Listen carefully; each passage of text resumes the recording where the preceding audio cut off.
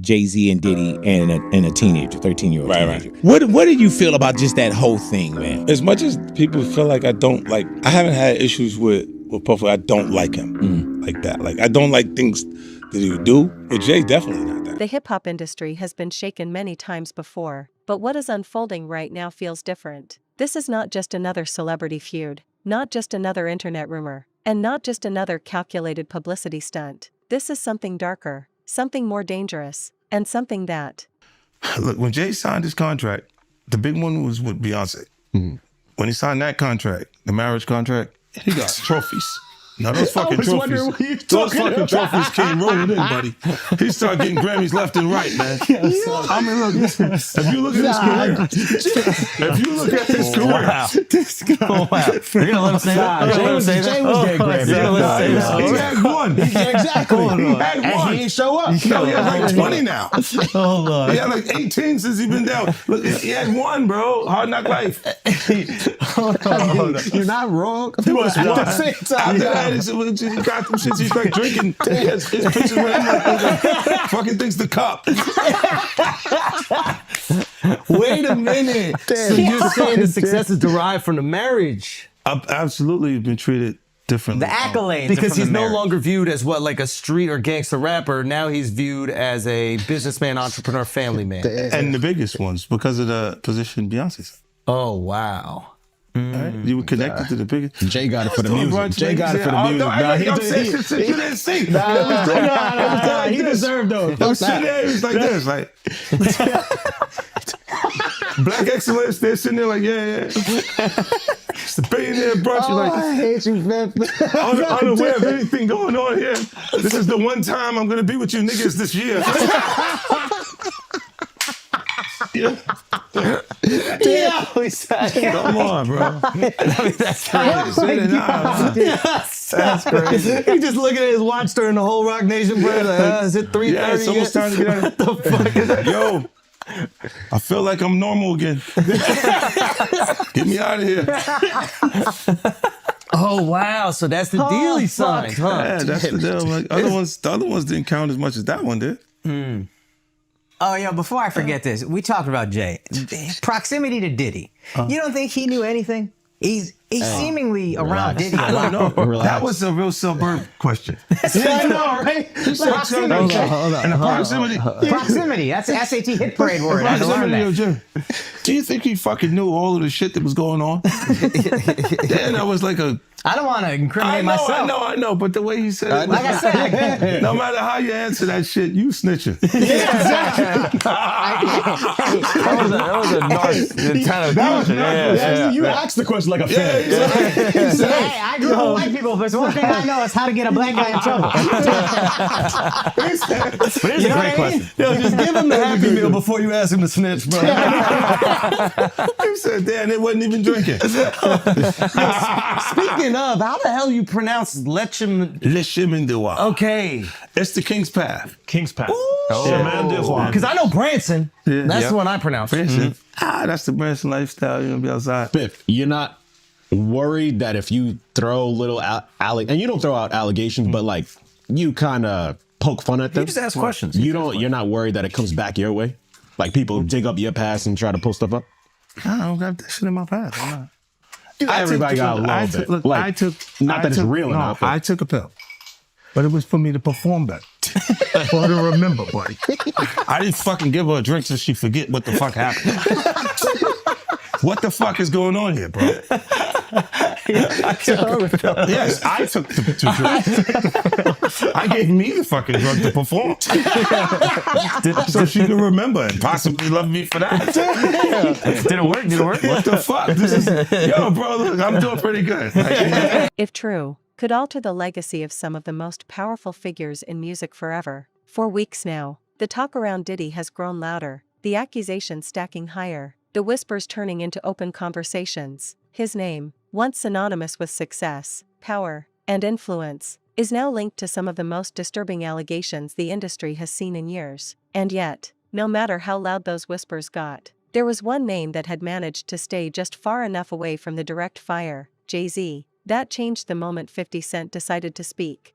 When 50 Cent speaks, he doesn't speak lightly. His words are often calculated, loaded with intent, and designed to hit where it hurts most. His career has been built on fearlessness, on a willingness to say what others won't, and on a proven track record of exposing uncomfortable truths long before they become mainstream knowledge. He's made enemies because of it. He's been targeted because of it. But he's also been right, over and over again. That's why this moment is so explosive. 50 Cent has now broken his silence. And in doing so, he's pulled Jay-Z's name into the center of Diddy's growing legal storm. For years, them laying out their entire case and what they have, it's too premature. The court has to work out other issues before we can submit the letter. And the government argues that Combs isn't playing fair. Quote, the defendant was arrested in September 2024, and the trial date was set at the defendant's insistence for May 5th, 2025, a span of fewer than 8 months. The defendant is trying to have his cake and eat it too here by insisting on a speedy trial, but also insisting on deadlines in cases with much longer timelines. And by the way, speaking of the defense, here is their position on the Enterprise letter. They write, quote, Mr. Combs is at a significant disadvantage. Defense counsel still do not understand the contours of the government's allegations, including who the government even considers a victim, and have repeatedly asked for assistance from the government. Unless and until the government is required to make trial disclosures, the defense will remain ignorant of the evidence it is required to meet. The result will be a fundamentally flawed trial. Accordingly, Mr. Combs proposes that the government file its Enterprise letter by February 1st, 2025. So that is less than a month away. That's just a few weeks away. So that is one disclosure issue in this letter. Also in the letter, we move on to notices regarding who will be called as expert witnesses and rebuttal expert witnesses. So here, the prosecution is proposing that all parties, the prosecution and the defense, provide notice of their experts about 8 weeks before trial, March 7th, 2025. And rebuttal experts, if there are any, 2 weeks later, by March 21st. So that is 6 weeks before trial. And the reason that you need to provide notice to the other side of who you're planning to call is because opposing sides need time to vet the reliability and the relevance of expert witnesses. In the law, we call that the Daubert standing or briefing on Daubert. Now, the prosecution says here's the problem. Combs' lawyers have indicated they are not going to provide their notice of who their experts are until the prosecution first provides their experts. And the prosecution says that's inefficient. It won't provide them enough time to file challenges, and that is inconsistent with how things are done here. And speaking of the defense, they say, yeah, prosecution, you know what? You should present notice of your experts by March 7th, 2025. Then we'll provide notice of our experts for the first time on March 21st, 2025. And then, government, you can provide your rebuttal experts on March 28th. And despite the prosecution's argument, the defense is saying this is consistent with how things are done and what the federal rules of criminal procedure say. And there's a special rule about that. Perhaps both sides will debate on if the defense has to disclose their experts, only if the defense first requests the same from the government. It gets a little complicated, but it's going to be a back and forth about when exactly the defense has to submit their experts to the prosecution because, again, both sides need time to prepare challenges to those experts. From there, we have something called 404B 413 notice. So this is about evidence of other crimes or acts or wrongs that were committed by Sean Combs that may be used to show things like motive or lack of accident or that there was a plan. And also, this concerns evidence of other sexual assaults. So basically what we're talking about is what the government plans to introduce and for what purpose and how they will introduce it. And the prosecution plans to provide notice of this by March 7th. Combs' team says the government should have to disclose this by February 1st. Okay, so you get back and forth about what the date will be.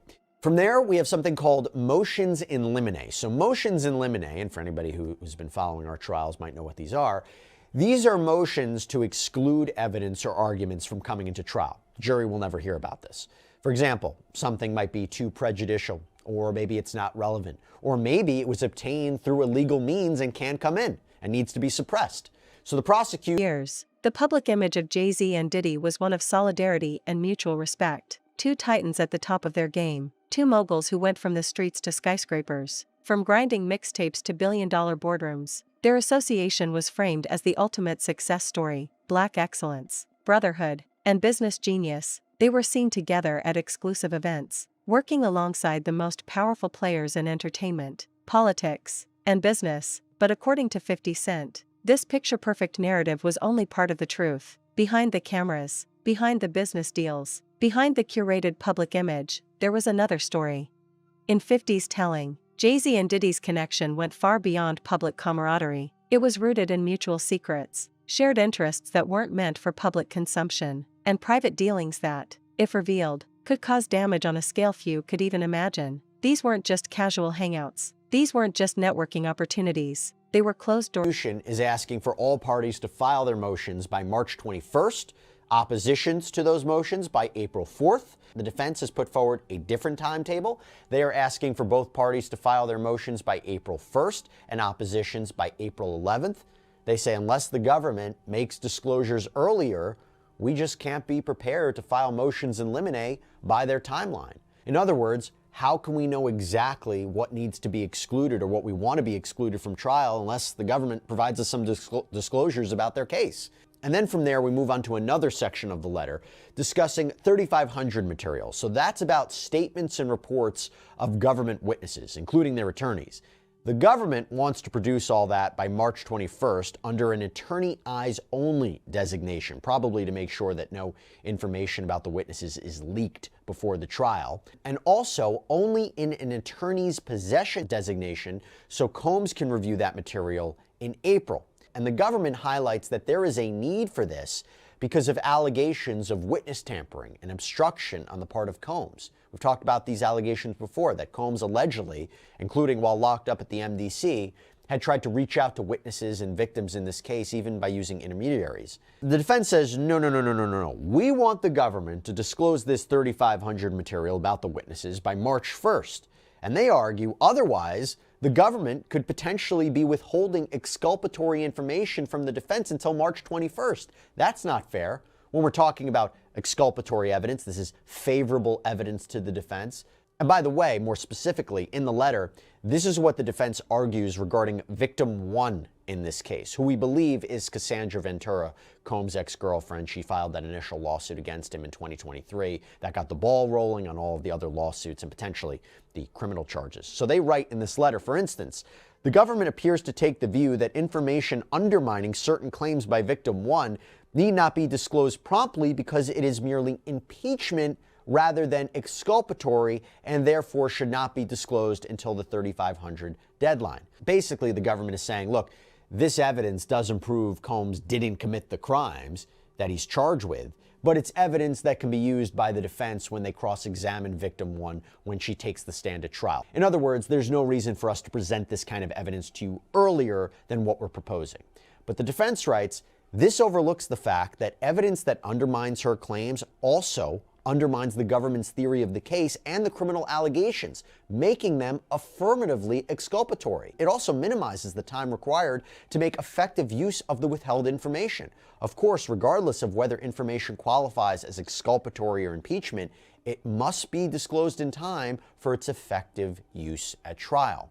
And the defense continues, moreover, because the government continues to refuse to identify who it views as a victim, also means that the government is also failing to meet its Brady and Giglio obligations with respect to any other alleged victim. Requiring Mr. Combs to follow up on all exculpatory evidence in the 6 weeks before trial is unconstitutionally burdensome. 3,500 materials should also not be produced with an attorney eyes only designation, particularly if the court adopts the government's proposal to delay disclosure of such material until March 21st, 2025. Defense counsel will need Mr. Combs' assistance to properly review the material and effectively prepare for trial. Now, finally, the parties they agree for once. They agree about the witness and exhibit list. The prosecution proposes submitting that list 3 weeks before trial, April 14th, 2020. Gatherings, invite-only nights where the guest list was small, the rules were unwritten, and the consequences of talking were understood by everyone in the room. 50 Cent has hinted at details that send chills through those paying attention. He's spoken about events where there were no cameras, where everyone present had something to lose if word ever got out. He's suggested that these weren't just industry parties, they were nights that blurred lines, where boundaries were crossed, and where the type of behavior alleged in Diddy's legal troubles was not only present but, in some cases, facilitated. The timing of these claims is impossible to ignore. Diddy is under immense legal pressure. The walls are closing in. Allegations of misconduct, coercion, and abuse are surfacing faster than his legal team can respond to them. Every week seems to bring a new headline, a new accusation, a new person stepping forward with a story. And now, with 50 statements, Jay-Z's carefully maintained distance from these allegations is suddenly in question. 4 years. 25. They say earlier than that doesn't make sense because those motions in limine excluding evidence or arguments won't have been decided yet, and that will affect who or what the government will present.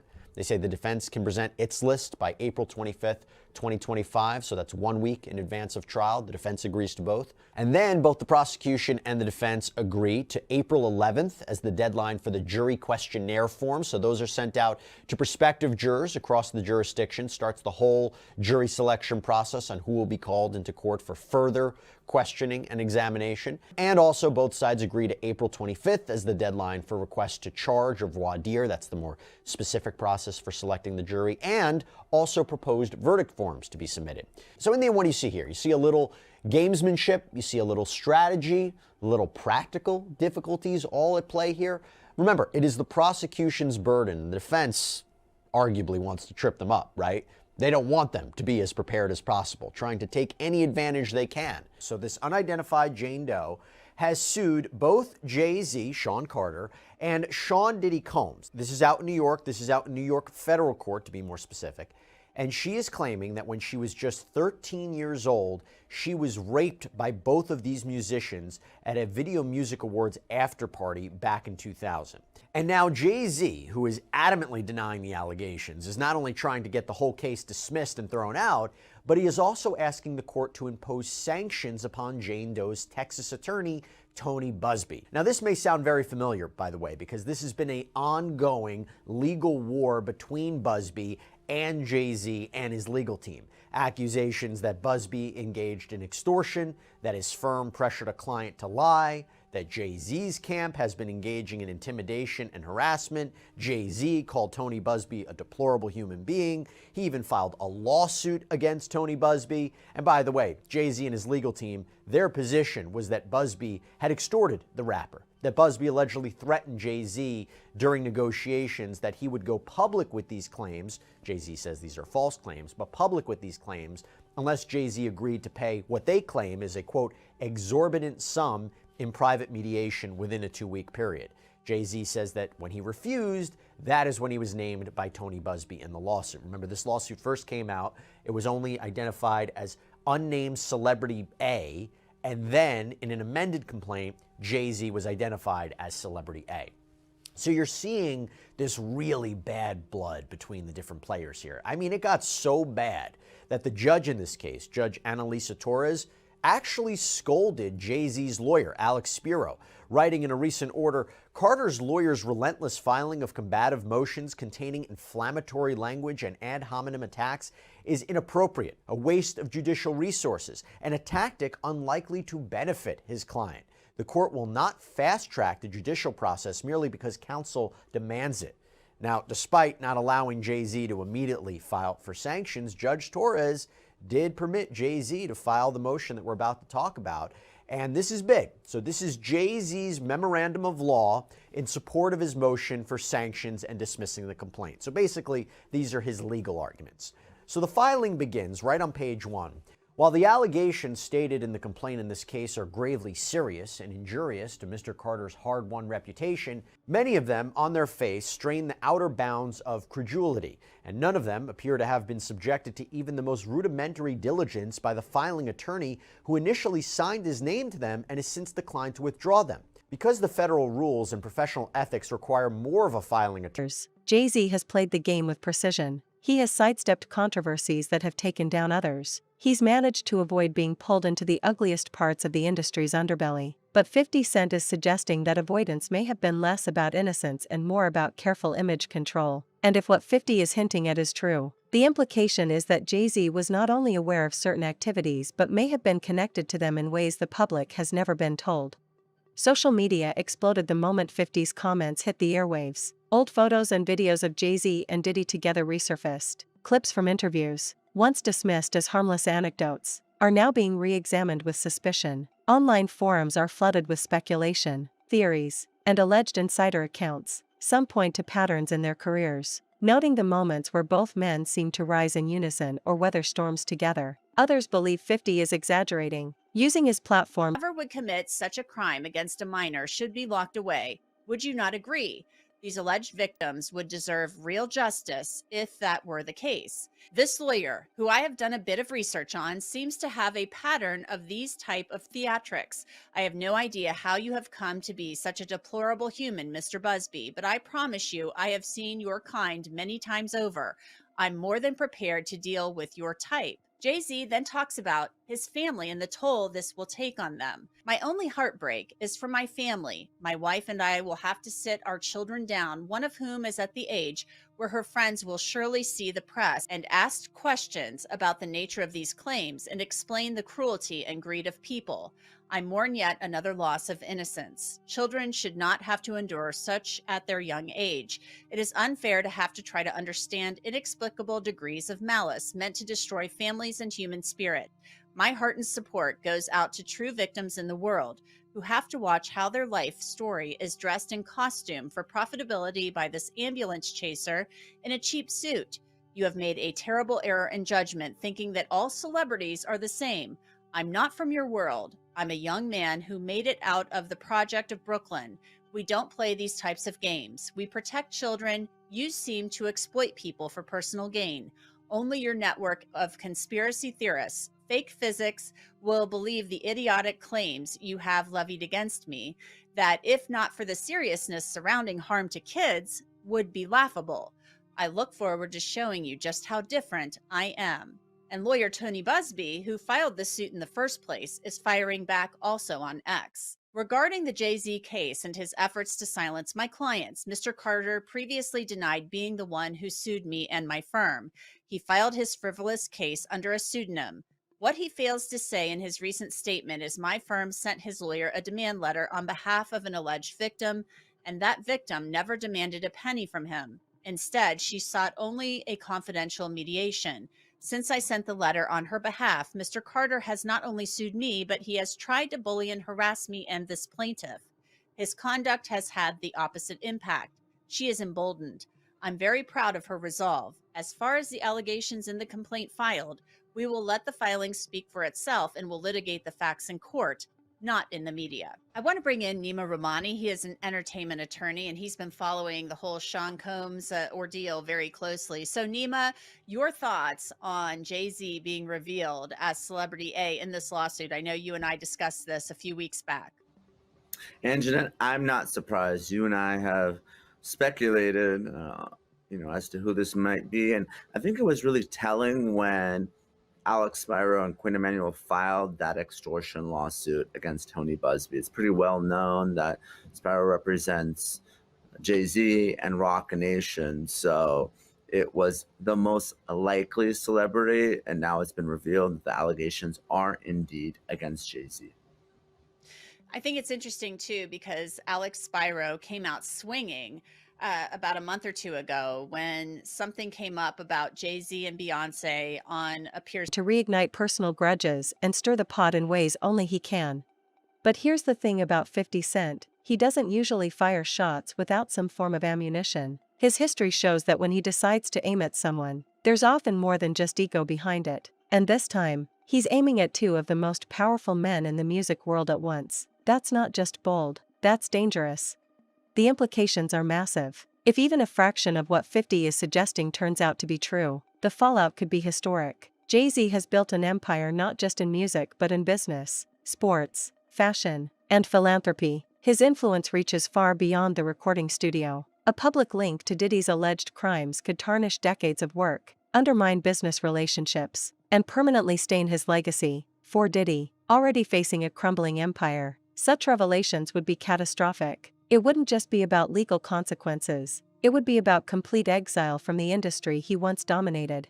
The way 50 tells it, the connection between Jay-Z and Diddy wasn't just about business ventures and industry parties. It was about mutual secrets, the kind of secrets that, if exposed, could ruin reputations, dismantle legacies, and even draw both men in. The clients decided to record the conversation, and the filing includes an alleged transcript of a conversation between Gerardo Garcia and Jessica Santiago, as well as affidavits from other former clients. They say that they were contacted and offered money if they would sue Busby's firm. Now, according to the transcript, Santiago wanted Garcia to sign what she called a contract to investigate, which she explained gave a private lawyer permission to look into Garcia's case and settlement. She also mentioned several times that she is from the state. The transcript reads, "It's a private lawyer. We are from the state, but it's a private lawyer that knows what the Busby law firm was doing. For example, last night someone signed up with us, and in his case, Busby was depositing his checks in Busby's private account and not in an account for lawyers, and he was charging the interest and taking the money. And he was stealing the checks from insurance. And so he didn't know that Busby was stealing. That was his case. Now, I don't know much about your case, but the lawyer you will speak with today, she will explain that she will open your case, see what happened to you, but your name appeared on the list of people that may have something unusual, and she wants to investigate your case, and then she will recommend someone familiar with your kind of case to recover all that money." The client then asks, "And they are from the state?" The PI replied, according to the transcript, "The lawyer is from here, Texas, and also has a license in New York. Us, the investigators, are from the state, but we are not lawyers." Now, Santiago reportedly goes on to claim that 70 people are involved in a class action lawsuit against Busby, and she allegedly tells Garcia that the lawyer she wants him to talk to is Marcy Croft from MJ Legal. Again, this is a private firm, but Croft reportedly does work with Roc Nation. Now, in the filing, Busby included a screenshot of one of Croft's posts on Instagram where she gave a shout out to Roc Nation and Jay-Z, saying she was proud to be a small part of a great team. Now, the filing also includes another alleged transcript of a recorded telephone conversation, but it is unclear when this conversation exactly happened or who exactly was participating. But based on the fact that this was included in the lawsuit, I think we can conclude that the person on the call is a former client of Tony Busby's. But he apparently tells the two attorneys on the other end of the phone that he didn't want to answer any questions about his case, including who his lawyer was, but he said he would listen to what they had to say.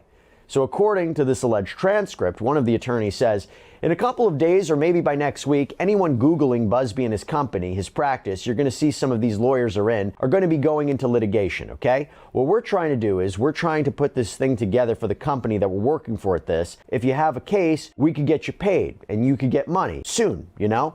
We gave this kid $1,000 to start yesterday just to get him on the right path. So yeah." So the person on the other end of the phone says, "Okay, let me ask you a question." And the attorney apparently replies, "At the end of the day, I appreciate your question. Just hold that thought for a second. At the end of the day, this is going through the courts. Busby is getting sued, and eventually people are going to get paid out. Now, it's up to you if you want to be a part of," and that is where the recording ends. So, the allegation that former clients are being offered money to file a lawsuit is actually backed up by two affidavits included as exhibits here in the filing. In one, a Louisiana woman named Skylar Taylor says that 3 men from New York showed up at her grandmother's home multiple times, unannounced, uninvited, into the same criminal shadows. And now, with Diddy's legal walls closing in, 50 claims that some of those secrets are on the verge of spilling into the open. When 50 Cent speaks, people listen. His track record for calling things out and being right about them is part of why his words hit so hard. And in this case, he's not just making casual accusations. He's hinting at disturbing details, claiming that Jay-Z's ties to Diddy's alleged crimes aren't just casual associations, but direct connections that go back years. According to 50, these connections involve exclusive gatherings, private meetings, and events shielded from public view, the kind of nights where cameras weren't allowed, and only a select few knew what really happened behind those closed doors. He paints a picture of a hidden network, one where favors were exchanged, silence was bought, and boundaries were crossed without consequence. What makes this revelation even more explosive is the timing. Diddy is already facing intense legal heat, with multiple allegations stacking up against him. If even a fraction of what 50 is implying is true, Jay-Z could find himself pulled into a narrative he's managed to avoid for decades. And while both men remain silent on 50's latest claims, silence has its own weight. In an industry where image is everything, refusing to address allegations can be read in many ways: strategic patience, legal caution, or, to some, a sign of guilt. The court of public opinion is already in session, and in that court, perception often matters more than proof. For now, 50 Cent. At some point, it is impossible to prepare. It is impossible to confront your accuser, which you have a constitutional right to do, unless you have their identity, unless you can do some real meaningful work. And getting the name of the accuser the day before trial or a week before trial, which some of us have had happen, is mostly a thing of the past now, because appeals courts have been pretty clear that that is a massive prejudice to be able to put on a reasonable and meaningful defense for your client. And this is something that Judge Torres referenced specifically in her motion. She basically said, I will keep this quiet. Your name will be Jane Doe for now, but I reserve the right to change my mind. And according to what you're saying, it sounds like she might. What could a timetable look like for that, for us to know Jane Doe's true identity? It's hard to say. I mean, part of what the judge was angry about was Alex Spiro's constant barrage of letters, which she found combative, full of inflammatory language. But the heart of those letters was essentially, let's move this along. Let's do this as fast as possible. So even if she's trying to stop him from doing that, I don't think there's going to be a shift in strategy on trying to move this case forward as fast as possible. They want this case resolved and done as fast as possible. Now, sometimes that's just puffery, but we'll see as this case goes on. If you see a continuance of Mr. Spiro's sort of pursuing getting this to trial quickly, then that's going to shorten up the timeline.